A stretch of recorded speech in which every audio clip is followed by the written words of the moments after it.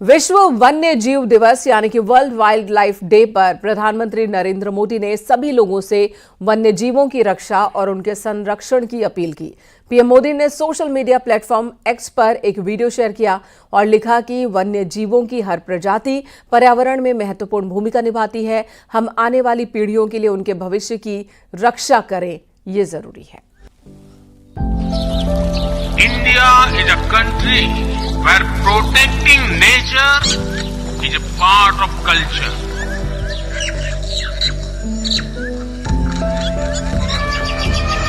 This is why it has many unique achievements in wildlife conservation.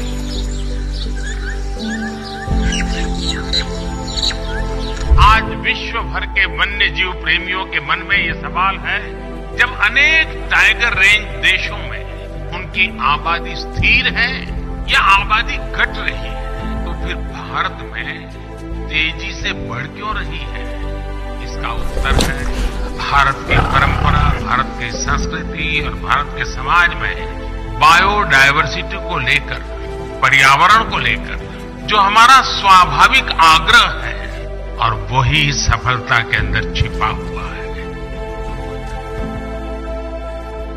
हम ecology और economy में conflict नहीं मानते, बल्कि दोनों के बीच को एक्जिस्टेंस को महत्व देते हैं। वाइल्ड लाइफ का संरक्षण किसी एक देश का नहीं, बल्कि एक यूनिवर्सल इश्यू है। इसके लिए इंटरनेशनल अलायंस समय की जरूरत है।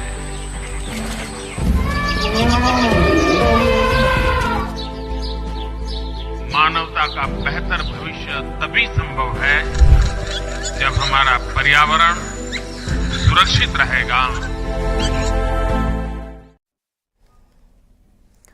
और अब एक और बड़ी खबर बीएसपी से जुड़ी ये खबर है, जिसमें ये बात सामने आई है कि बीएसपी ने कई बड़े फैसले लिए, जिनमें एक और फैसला ये है कि हर मंडल में 4 कोऑर्डिनेटर बनाए गए हैं। 2027 विधानसभा चुनाव को लेकर संगठन में बदलाव किए जा रहे हैं। 2 जिला और 2 विधानसभा प्रभारी भी बनाए गए हैं। अभियान चलाकर संगठन को मजबूत करने के निर्देश मायावती की ओर से दिए गए हैं। 15 मार्च को काशीराम जयंती पर लखनऊ और नोएडा में कार्यक्रम का आयोजन होगा। तो बीएसपी की ओर से एक और बड़ा फैसला लिया गया है। सबसे पहले नेशनल कोऑर्डिनेटर की जिम्मेदारी आनंद कुमार और साथी गौतम को दिया गया, और अब नेशनल कोऑर्डिनेटर के बाद अलग अलग जिलों के लिए कोऑर्डिनेटर का ऐलान हुआ है। हर मंडल की बात हो रही है कि एक मंडल में 4 कोऑर्डिनेटर होंगे। 2027 के विधानसभा चुनाव से पहले पार्टी में जान फूंकने की ये कोशिश नजर आ रही है। अलाउद्दीन हमारे सहयोगी इस वक्त हमारे साथ मौजूद है। अलाउद्दीन, 4 कोऑर्डिनेटर हर मंडल में, साथ ही कई और फैसले लिए गए। कल मायावती का बहुत ही तल्ख अंदाज दिखा था। उन्होंने अपने भतीजे आनंद पर गुस्सा, आनंद के ससुर पर गुस्सा फोड़ा था और कहा कि चलो उन्हें पार्टी से ही हटा देते हैं, परिवार वाली बात नहीं होगी पार्टी में। अब जो जिम्मेदारी तय की जा रही है वो किस आधार पर की जा रही है? पार्टी के इतिहास का कल का दिन बेहद अहम था। इतनी बड़ी कार्रवाई और इतने बड़े स्तर पर कार्रवाई और इतनी कठोरता के साथ कार्रवाई कल पहली बार इतनी बड़ी देखने को मिली। साथ ही बहुजन समाज पार्टी ने इस फैसले के साथ साथ पार्टी को मजबूत करने के लिए कुछ और अहम फैसले किए, जिसमें हर मंडल में 4 कोऑर्डिनेटर बनाए जाने की बात कही गई है।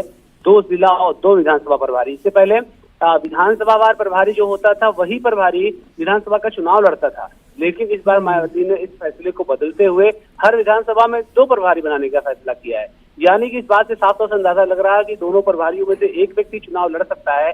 तो ऐसे में एक स्टैंड बाई यानी कि प्लान बी लेकर के बहुजन समाज पार्टी चलना चाहती है, ताकि कई मौकों पर ऐसी शिकायतें आई कि उनके प्रभारी या प्रत्याशी कभी कभार या तो चुनाव से पहले साइलेंट मोड में चले जाते थे या फिर उतनी महत्ता के साथ चुनाव को नहीं देखते थे। तो ऐसे में मुझे लगता है कि मायावती ने पिछले फीडबैक और तमाम चीजों सबक लेते हुए हर विधानसभा पर 2 प्रभारी यानी प्लान बी भी तैयार करने की कोशिश की है और जिलों पर भी 2 प्रभारी बनाने की कोशिश की है। तो ऐसे में उनकी कोशिश शायद यही है कि एकला चलो की राह की जगह पर एक व्यक्ति उनके पास और मौजूद रहे, यानी प्लान बी और सी मौजूद रहे, ताकि राजनीतिक तौर से उनको उसका नुकसान ना उठाना पड़े।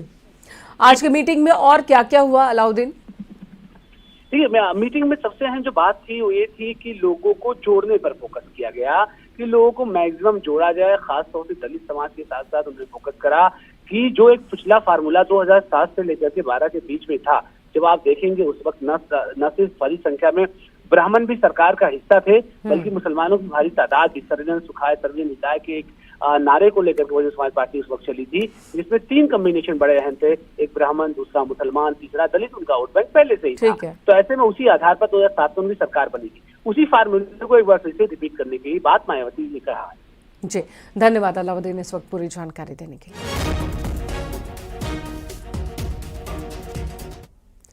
हिमाचल प्रदेश के लाहौल स्पीति में बर्फ खिसकने की खौफनाक तस्वीरें सामने आई। एवलांच की इस तस्वीर को देखिए। वहीं पर मौजूद थे आईटीबीपी के जवान, जिन्होंने किसी तरह अपनी जान बचाई। पहाड़ से टूटी बर्फ आईटीबीपी कैंप से 200 मीटर दूर तक पहुंच गई। जवानों ने भागकर अपनी जान बचाई है। जिसने भी इस मंजर को देखा वो सहम गया। एवलांच की रफ्तार इतनी तेज थी कि पूरे इलाके में बर्फ ही बर्फ दिख रही थी और बर्फ की हवा से चलने लगी। एवलांच के रास्ते में जो कुछ भी आया वो सब कुछ तबाह हो गया।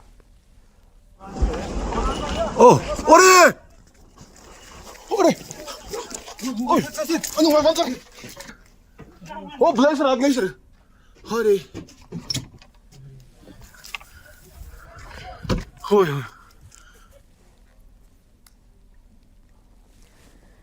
इधर हिमाचल प्रदेश के चंबा में भारी भूस्खलन हुआ। चंबा भरमौर नेशनल हाईवे पर सड़क से देखते ही देखते पहाड़ी का एक बड़ा सा हिस्सा टूटकर गिर गया, जिसकी वजह से पूरे इलाके में धूल का गुबार छा गया। सड़क पर मलबे का ढेर लग गया।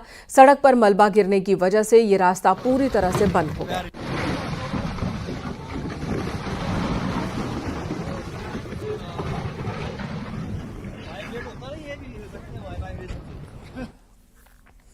उधर उत्तराखंड के चमोली के माड़ा में ऑपरेशन मिशन जिंदगी पूरा हो चुका है। सबसे बड़ी तबाही में जिंदा रहने की लड़ाई थी और ऑपरेशन से ही लोगों को आस थी। 54 मजदूरों को बचाने के लिए रेस्क्यू ऑपरेशन चलाया गया, जिनमें से 45 मजदूरों ने जिंदगी की जंग जीत ली, लेकिन 8 मजदूरों की मौत हो गई।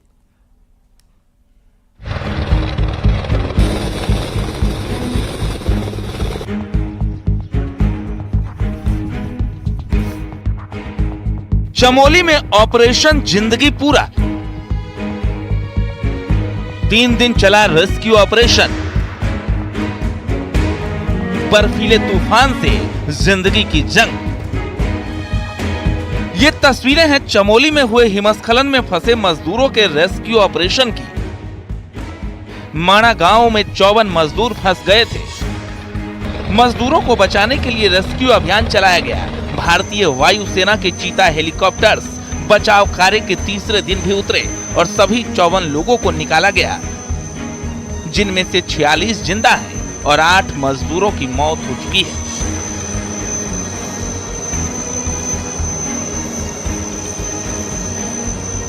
माणा क्षेत्र में शुक्रवार को ग्लेशियर टूटने के बाद 54 लोग इस बर्फीले बवंडर में फंस गए थे, जिसमें से 46 लोगों को सकुशल बचा लिया गया, लेकिन 8 लोगों की दर्दनाक मौत हो गई। 46 लोगों का इलाज आर्मी अस्पताल में चल रहा है, जहां से 2 लोगों को ऋषिकेश एम्स में रेफर कर दिया गया है, जिनका की एम्स में इलाज चल रहा है। वहीं मृतकों के शवों को उनके परिजनों को सौंप दिया गया है। माणा में बद्रीनाथ नेशनल हाईवे का रास्ता बर्फबारी के चलते बंद था, जिसमें 7 किलोमीटर तक के रास्ते को खोल दिया गया। रास्ते खुलने से मजदूरों के रेस्क्यू में भी आसानी हुई। उधर सीएम पुष्कर सिंह धामी भी लगातार रेस्क्यू ऑपरेशन पर नजर बनाए थे। उन्होंने देहरादून के आपदा कंट्रोल रूम पहुंचकर अधिकारियों के साथ बैठक की। माणा एवलांच में रेस्क्यू पूरा होने पर सीएम धामी ने मृतक मजदूरों के परिजनों के प्रति संवेदना जाहिर की और सफल रेस्क्यू की सराहना की। में सभी लोगों ने बहुत प्रयास करके, सेना के लोग हैं, बीआरओ के लोग हैं, आईटीबीपी है, एनडीआरएफ के लोग हैं, एसडीआरएफ के लोग हैं, जिला प्रशासन है, स्वास्थ्य विभाग, खाद्य विभाग, सभी विभागों के लोग, बीआरओ, सब मिलकर उन्होंने बहुत अच्छा किया। 46 लोग जो हमारे वहाँ पर जीवित अवस्था में थे, उन सभी को बद्रीनाथ से जोशीमठ शिफ्ट किया। जोशीमठ से 1-2 लोगों को जो हायर सेंटर भेजने की आवश्यकता थी, इनको हायर सेंटर भेजा है। और चूँकि बड़ा एक चुनौतीपूर्ण ये काम था, लेकिन सभी के सहयोग से, सभी के परिश्रम से ये काम आगे बढ़ा है। रेस्क्यू में सेना के 4 हेलीकॉप्टर्स के अलावा आईटीबीपी, बीआरओ, एसडीआरएफ और एनडीआरएफ के 200 से ज्यादा जवान लगे थे। साथ ही रेस्क्यू ऑपरेशन में मदद के लिए विक्टिम लोकेटिंग और थर्मल इमेज कैमरों की भी मदद ली गई, जिसकी मदद से सर्चिंग में काफी आसानी रही। पूरे घटनाक्रम में जहां एनडीआरएफ, एसडीआरएफ, इंडियन आर्मी की महत्वपूर्ण भूमिका रही, तो वहीं जिला प्रशासन और उत्तराखंड सरकार भी इंडियन आर्मी से लेकर एनडीआरएफ, एसडीआरएफ, आईटीबीपी अन्य एजेंसियों को अपना पूरा सहयोग देती हुई नजर आई। इसी की तत्परता रही कि 46 जिंदगियों को इस बर्फीले बवंडर से बचाया गया। पीएम मोदी से लेकर गृह मंत्री अमित शाह और रक्षा मंत्री राजनाथ सिंह माणा में चले रेस्क्यू ऑपरेशन और वहां के हालातों पर नजर बनाए हुए थे। सीएम धामी से लगातार इसकी जानकारी भी ले रहे थे। माणा से नितिन सेमवाल, न्यूज़ 18।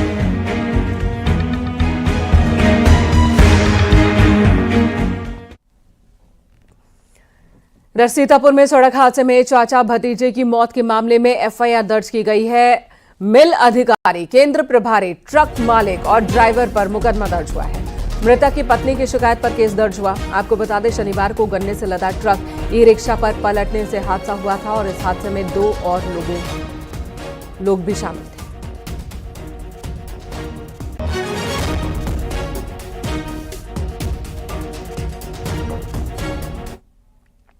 बाराबंकी में पुलिस का हत्या के आरोपियों से एनकाउंटर हुआ। पुलिस ने 3 बदमाशों को गिरफ्तार किया। पुलिस की फायरिंग में एक बदमाश राकेश कुमार पैर में गोली लगने की वजह से जख्मी हुआ। पुलिस की गिरफ्त में आए तीनों आरोपी राकेश कुमार, पूर्णमासी और राहुल सगे भाई हैं।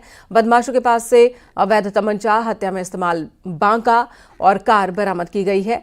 पकड़े गए ये बदमाश 27 फरवरी को श्रीकांत दीक्षित की हत्या के मामले में फरार चल रहे थे। एनकाउंटर हैदरगढ़ थाना क्षेत्र में कनवा नहर के पास जासेपुर रोड पर हुआ है। पुलिस के मुताबिक श्रीकांत दीक्षित से 3 भाइयों ने 1.5 लाख रुपए उधार लिए थे। 27 फरवरी को श्रीकांत ने पैसे मांगे और राकेश की दुकान पर वो पहुंचा था पैसों के लिए ही। इसी बीच आरोपियों ने उसकी हत्या कर दी। तहरीर के आधार पर अभियोग को हत्या की संबंधित धाराओं में परिवर्तित करते हुए जब छानबीन करते हुए अभियुक्तों की गिरफ्तारी का प्रयास किया गया, इसी दौरान हुई मुठभेड़ में एक अभियुक्त राकेश पुलिस मुठभेड़ में पुलिस के द्वारा आत्मरक्षा की गई कार्रवाई में फायरिंग में घायल हुआ, जिसको हॉस्पिटल भेजा गया। शेष 2 अभियुक्त पूर्णमासी और राहुल को गिरफ्तार कर लिया गया है। इनसे आला कत्ल बरामद हुआ।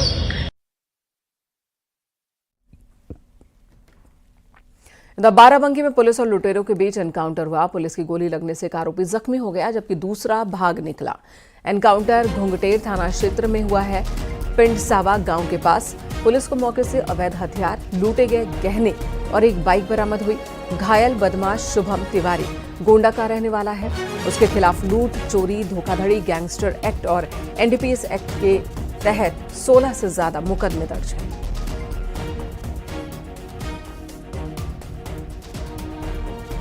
पूछताछ में जानकारी मिली कि यह अपराधी बहुत ही शातिर अपराधी है, जिस पर लगभग 18 अभियोग लूट और एनडीपीएस आदि के पंजीकृत हैं, जो जनपद गोंडा, जनपद बाराबंकी और जनपद लखनऊ में पंजीकृत हैं। इस अपराधी के द्वारा घुंघटेर में 21 तारीख को एक कौशल ज्वेलर्स के मालिक के साथ हुई लूट की घटना को अपने साथियों के साथ अंजाम दिया था।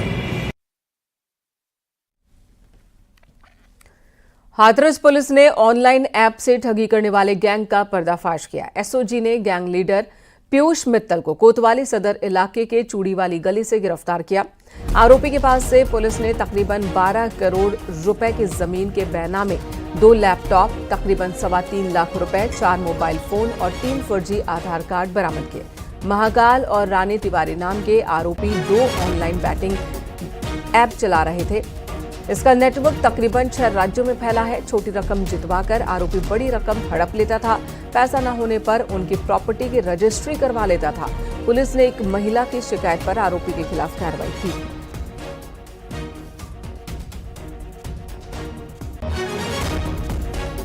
निश्चित तौर पे इसमें एक से अधिक कई राज्यों के लोग इसमें सम्मिलित हैं, इस गैंग को, जो नेटवर्क हो रहा है इसमें, और हम उन सभी राज्यों से भी समुचित माध्यम से संपर्क करेंगे और जो भी आरोपी है और जिन्होंने की आम जनता को परेशान किया है।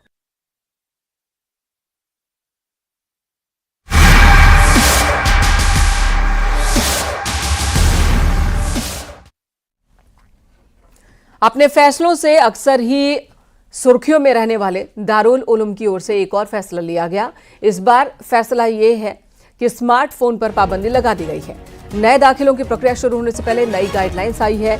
दारुल उलूम देवबंद प्रशासन का कहना है कि स्मार्टफोन के ज्यादा इस्तेमाल से बच्चों का वक्त बर्बाद होता है, उनका ध्यान शिक्षा से भटक जाता है। इस वजह से ये फैसला लिया गया है ताकि इस्लामी तालीम को बेहतर बनाया जा सके और एक अनुशासित माहौल दिया जा सके। नए सेशन में दाखिला ले रहे बच्चों के लिए इस नियम का पालन जरूरी होगा।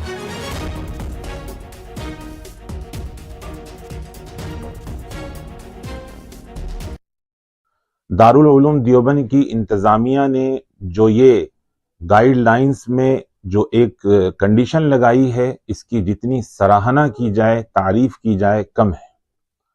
दारुल उलूम देवबंद की इंतजामिया ने जो ये पाबंदी आयद की है, इसलिए की है कि बच्चे मोबाइल में अपना वक्त ज़ाय ना करें और ज़्यादा से ज़्यादा किताबों से पढ़े।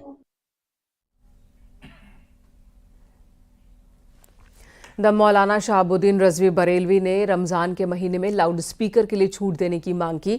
मौलाना ने सरकार से मांग की है कि रमज़ान के महीने में सहरी और इफ्तार के वक्त मुसलमानों को इसकी इजाज़त दी जाए। मंत्री संजय निषाद ने लाउड स्पीकर हटाने की कार्रवाई को सही बताया।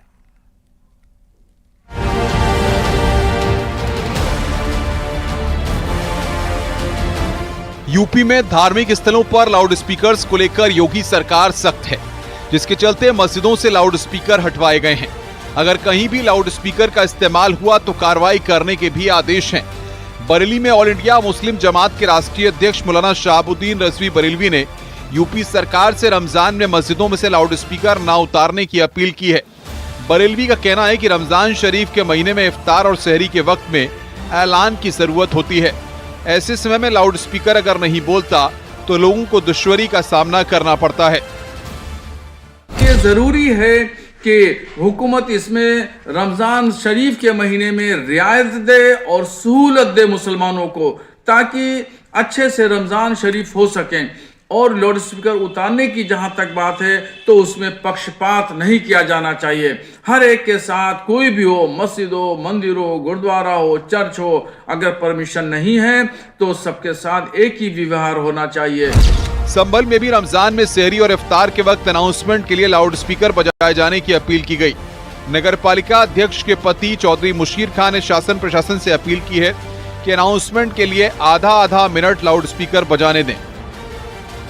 शहरी में वक्त बता देंगे, ये वक्त हो चुका है, जिससे जनता को या लोगों को परेशानी, रोजगार या रोजा रखने वाले उनको कोई दिक्कत। प्रशासन की तरफ से क्या आपको कहा गया इस बारे में? उन्होंने कहा हम बताएंगे, विचार करना है, विचार करने। जो तय गाइडलाइंस हैं, जो तय सीमा है ध्वनि की, उसका आप लोग कैसे ध्यान रखेंगे? जो डेसिबल्स तय किए गए हैं, कहा डीएम सर ने और एसपी सर ने ये बात रखी, तो हमने कहा कि सर हम एक जो महदूद एरिया है जहाँ पर हम उसकी वॉइस आवाज़ को कम कर और कोई उसमें हर वक्त नहीं बोलेंगे, सिर्फ हम इतना बताएंगे कि ये वक्त हो चुका शहरी का, ये वक्त हो चुका इफ्तार का। वहीं पीलीभीत में बगैर इजाजत लाउड स्पीकर बजाने पर पुलिस ने एक्शन लिया है। जहानाबाद इलाके में मोहल्ला मनिहारन मस्जिद में बगैर इजाजत लाउड स्पीकर से तेज आवाज में अजान के बाद नमाज पढ़ाई जा रही थी। पुलिस ने बाकी सभी धार्मिक आयोजन करने वाले लोगों को नोटिस जारी किया है। तो कड़कड़ में हल्ला करकड़ में उन्हें माइक लगा के सुनाने की क्या जरूरत है? जब हम सब लोग मानते हैं कड़कड़ में है तो कड़कड़ में है तो काहे कड़क आवाज चले, शांति चले देश में। बच्चा पढ़ने लिखने का समय है ना, ये लाउड स्पीकर बजा के क्या दिक्कत है? हम कहते हैं न्यायालय ने ऑर्डर कर रखा है, ये ध्वनि प्रदूषण है, क्या चाहते हैं? भगवान को शांति देने के लिए कहा, बीमारी देने के लिए तो नहीं कहा। रमजान के दौरान संभल, बरेली, मुरादाबाद समेत अन्य जगहों पर रमजान की अजान बिना लाउड स्पीकर के हुई। वहीं शासन प्रशासन के इस एक्शन से मुस्लिम समुदाय परेशान नजर आ रहा है, जिसके चलते मुस्लिम समुदाय के लोगों ने दिन में सिर्फ 2 मिनट लाउड स्पीकर बजाने की परमिशन मांगी है। न्यूज़ 18 के लिए ब्यूरो रिपोर्ट। होली का पर्व जैसे जैसे नजदीक आ रहा है वैसे वैसे ब्रज में होली का रंग चटक होता जा रहा है। गोवर्धन गिरिराज जी के दानघाटी मंदिर में होली का उत्सव भगवान कृष्ण के गिरिराज स्वरूप के साथ बड़े धूमधाम के साथ मनाया गया। मंदिर सेवायत ने होली के पद गायन के साथ ही सबसे पहले भगवान को अबीर गुलाल लगाया। इसके बाद भक्तों के ऊपर प्रसाद के रूप में वही गुलाल उड़ेल दिया।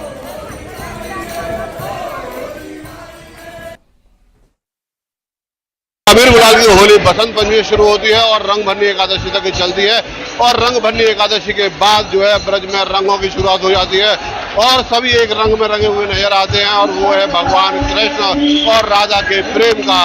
इसीलिए कहा जाता है जग हो रही ब्रज हो रहा ऐसा देश में घोड़ा। नितिन गौतम, न्यूज़ 18, मथुरा। लोकसभा स्पीकर ओम बिरला 2 दिवसीय धार्मिक यात्रा पर वृंदावन पहुंचे हुए हैं। केशी घाट पर परिवार और अन्य तकरीबन 70 सदस्यों के साथ यमुना पूजन करेंगे। वो यमुना पूजन के बाद भगवान बांके बिहारी के दर्शन करेंगे। वृंदावन बांके बिहारी के दर्शन कर गोवर्धन स्थित गिरिराज जी और श्रीनाथ जी मंदिर में दर्शन पूजन करेंगे।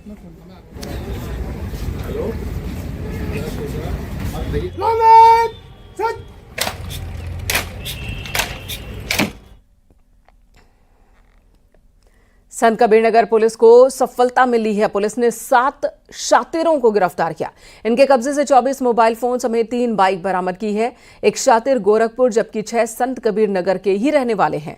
पुलिस ने बताया कि शातिर मोबाइल और गाड़ियों की छनौती करते थे।